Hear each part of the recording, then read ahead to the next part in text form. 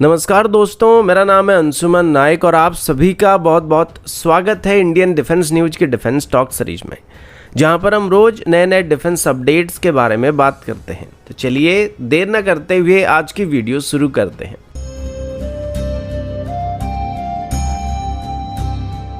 आज की पहली अपडेट एरो इंजन की तरफ से, और अभी हम जनरल इलेक्ट्रिक की 414 INS-6 इंजन के बारे में बात करने वाले हैं। पिछले कई दिनों से इसको लेके अपडेट के ऊपर अपडेट आ रहा था कि जल्दी ही भारत इस इंजन को खरीदने वाला है, इसको यूनाइटेड स्टेट अप्रूव करने वाला है। और अभी जब हमारे प्राइम मिनिस्टर नरेंद्र मोदी जी इसी महीने के अंदर यूनाइटेड स्टेट के गश्त पर जाएंगे, तो तब यूनाइटेड स्टेट की तरफ से भारत को इस इंजन को लेके एक डील को ऑफर कर दिया जाएगा या फिर अप्रूव कर दिया जाएगा। इन सभी में आज तक एक कन्फ्यूजन बना हुआ था, और वो ये है कि यूनाइटेड स्टेट अपनी टेक्नोलॉजी को हमारे साथ शेयर करेगा या फिर नहीं करेगा,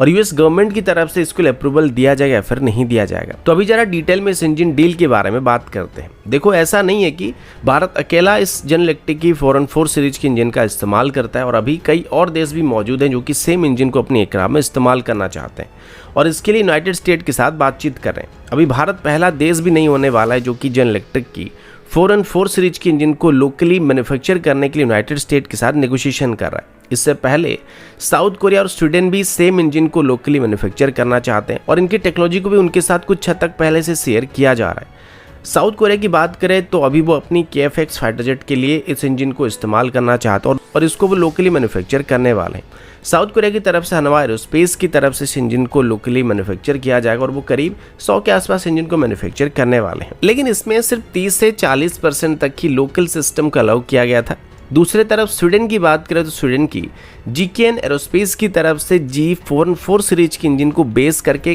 ग्रिपेन के लिए एक नए इंजन को डेवलप किया जा रहा है, जिसका नाम RM16 इंजन रखा गया है। पिछले साल ही GKN एरोस्पेस की तरफ से इस इंजन की पहली टेस्ट को कंप्लीट किया गया था, लेकिन इसमें अभी कितना लोकल सब सिस्टम इस्तेमाल किया जा रहा है बताया नहीं जा रहा। लेकिन अगर स्वीडन यहाँ पर G414 इंजन के बदले इसको बेस करके एक अलग ही इंजन को बना रहा है, तो जाहिर सी बात है कि इसमें ज़्यादा लोकल सब सिस्टम मौजूद होंगे। अब भारत की एरो इंजन डील की बात करें तो ये भी लगभग 13 साल पुरानी बात है, और 2010 में सबसे पहले भारत की तरफ से यूनाइटेड स्टेट के साथ जनरल इलेक्ट्रिक की 414 सीरीज के इंजन के लिए बातचीत करना शुरू किया गया था। तब इसको इनिशियली MK और तेजस MK2 में इस्तेमाल करने का प्लान किया गया था, और करीब 99 इंजन के लिए बातचीत चल रही थी। लेकिन धीरे धीरे वक्त के साथ साथ जब twin engine deck based fighter और तेजस MK2 की स्पेसिफिकेशन में बदलाव किया जाने लगा, तो फ्यूचर में और भी ज़्यादा इंजन की ज़रूरत पड़ेगी, ऐसा अंदाज़ा लगाया गया था। और इनिशियल डील में भारत की तरफ से एरो इंजन्स में करीब 60% के आसपास इंडियन सिस्टम को इस्तेमाल करने का प्रस्ताव दिया गया था, जो कि साउथ कोरिया से काफ़ी ज़्यादा था। लेकिन इसके लिए तब से लेकर आज तक यूएस के साथ नेगोशिएशन चलता आ रहा है,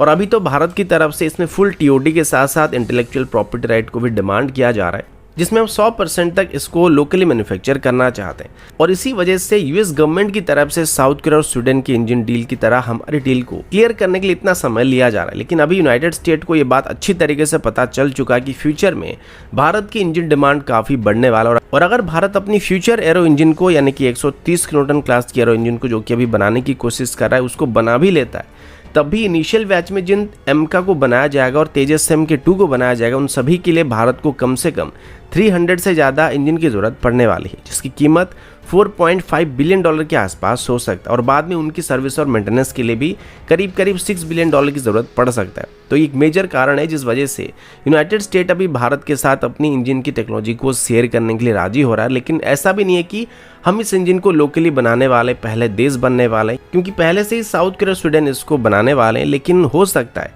भारत को यहाँ पर उनके मुकाबले बेहतर डील को ऑफर किया जाएगा, क्योंकि हमारे पास अभी उन सभी के मुकाबले ज़्यादा इंजन ऑर्डर मौजूद होने वाली है, तो इससे यूनाइटेड स्टेट को काफ़ी फायदा होने वाला है। अगला अपडेट HAL की तरफ से, और अभी हम लोग इंडियन एयरफोर्स की सुखोई फ्लीट के बारे में बात करने वाले हैं। आप सभी जानते हैं कि भारत की तरफ से कुल मिलाकर 272 सुखोई के लिए रशिया के साथ एक डील को फाइनल किया गया था, जिनको लोकली भारत में HAL की तरफ से मैन्युफैक्चर किया जा रहा था। और अब इन सभी 272 सुखोई की डिलीवरी कंप्लीट हो चुका है, जो कि 2021 में कंप्लीट हो गया था। इसी बीच एक्सीडेंट की वजह से हमने लगभग 12 सुखोई को खो दिया था, जिनको देखते हुए HAL की तरफ से इंडियन एयरफोर्स को एडिशनल 12 सुखोई को खरीदने का प्रस्ताव भी दिया गया था, जिनको क्रैश की वजह से नष्ट हो गए एयरक्राफ्ट को रिप्लेस करने के लिए इस्तेमाल किया जा सकेगा। लेकिन जब ये डील लगभग फाइनल ही होने वाला था, तभी रशिया और यूक्रेन के बीच लड़ाई स्टार्ट हो गया था, जिस वजह से अभी तक ये डील फाइनल नहीं हो पाया।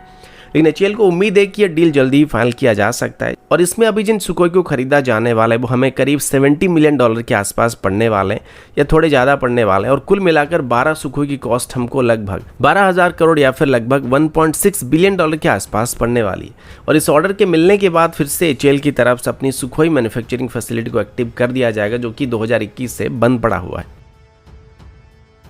अगला अपडेट इंडियन एयरफोर्स की सबसे खतरनाक कॉम्बैट हेलीकॉप्टर यानी कि अपाचे हेलीकॉप्टर की तरफ से है। आप सभी जानते हैं कि हमारी कॉम्बैट हेलीकॉप्टर की फ्लीट में जितने भी हेलीकॉप्टर मौजूद हैं उन सभी में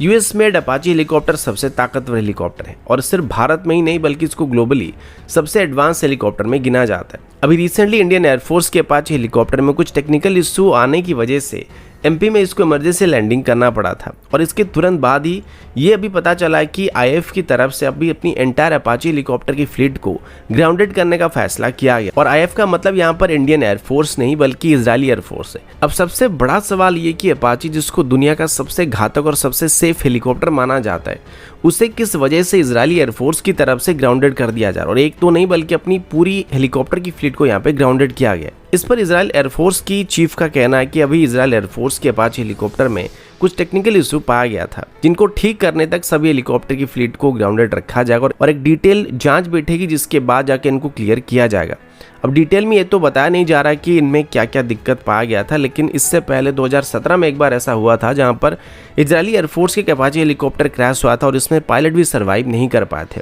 इसके बाद रिसेंटली इजराइल की इंडिपेंडेंस डे के अवसर भी उनके एक अपाचे हेलीकॉप्टर में कुछ टेक्निकल इशू आने की वजह से उसको इमरजेंसी लैंडिंग करना पड़ा था। अब भारत की बात करें तो भारत के साथ भी 2-3 बार ऐसा हो चुका है जहां पर हमारे अपाचे हेलीकॉप्टर्स को इमरजेंसी लैंडिंग करना पड़ा है, जिसमें रिसेंट हादसा लगभग 2 या 3 दिन पहले ही हुआ था और इससे पहले 2020 में भी एक बार हुआ था जहां पर पठानकोट एयरवेज से टेक ऑफ करने के बाद लगभग 1 घंटे के बाद हमारे एक अपाचे हेलीकॉप्टर में कुछ टेक्निकल इशू सामने आ गए थे जिसके बाद इसको इमरजेंसी लैंडिंग करना पड़ा था। तो अभी जिस तरीके से इजराइल की तरफ से रिएक्ट किया जा रहा है ये भारत के लिए भी एक संकेत हो सकता है कि हमें अपाचे हेलीकॉप्टर के साथ थोड़ा सा सावधानी बरतने की जरूरत है। और जिस तरीके से ध्रुव हेलीकॉप्टर क्रैश होने के बाद और इमरजेंसी लैंडिंग करने के बाद इनको चेक किया गया था, ठीक वैसे इन पर भी अभी यानी कि अपाचे हेलीकॉप्टर भी अभी ठीक से जांच करना जरूरी है, वरना इसमें हमें काफ़ी नुकसान का सामना करना पड़ सकता है क्योंकि हेलीकॉप्टर काफ़ी महंगे हेलीकॉप्टर हैं। तो दोस्तों अभी के लिए इतना ही, मिलता हूँ आपसे अगले वीडियो में, तब तक के लिए जय हिंद, वंदे मातरम।